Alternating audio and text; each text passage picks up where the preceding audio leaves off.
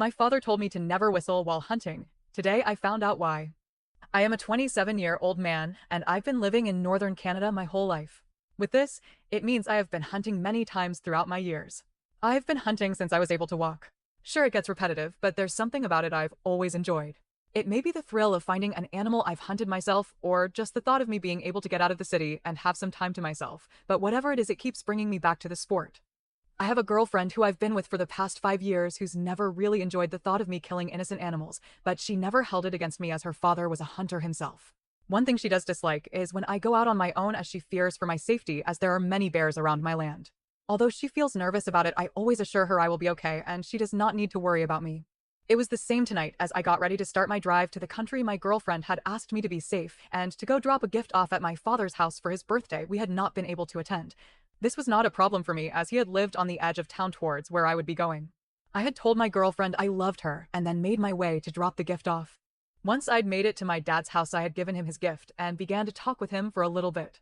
During our conversation, I had brought up that I was going hunting, which had instantly made my dad's expression change. As he looked at me, he said, "Do you remember the rule?" I replied with some anger, "Yes, I know to never whistle while hunting."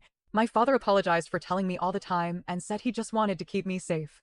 I had asked him many times why I couldn't whistle, but he always said to listen to him and not ask questions, which made me stay quiet this time. He wished me luck, and I went on my way, beginning the drive through the countryside. As I was driving the way, my dad's face changed when I told him I would be hunting. Stuck in the back of my mind with an uneasy feeling. I thought nothing of it once I had arrived at the approach into my field. As I got out of the truck, I saw down the road in the ditch there had been a truck seemingly left abandoned. This was odd to me as there is no civilization close to here for someone to leave their truck. I brushed it off as someone just driving off the road while texting or not paying attention. As I made my way through my field, it felt unnaturally quiet. Usually a bird was chirping or the rustling of the trees blowing with the wind, but today there was nothing but complete silence. As I reached my hunting blind on the other side of the field, I had sat down and began to wait. While waiting, I decided to text my girlfriend that I had made it safe and that I had dropped off the gift. Looking down at my phone, I saw I had no service. Weird, I thought to myself. I had at least one bar here all the time, which was just enough to get a message through. As I was looking at my phone, I looked up and realized a deer was making its way towards my bait.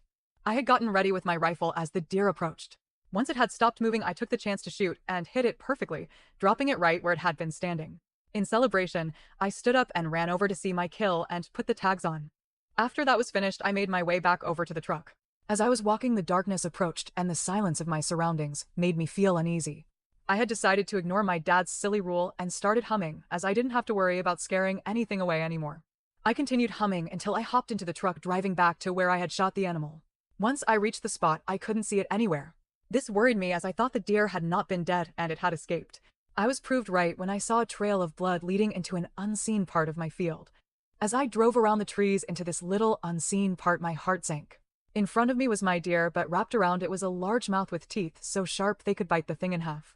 I looked in horror as this thing, which had to have been at least 10 feet tall, ate my deer and then stared directly at my truck.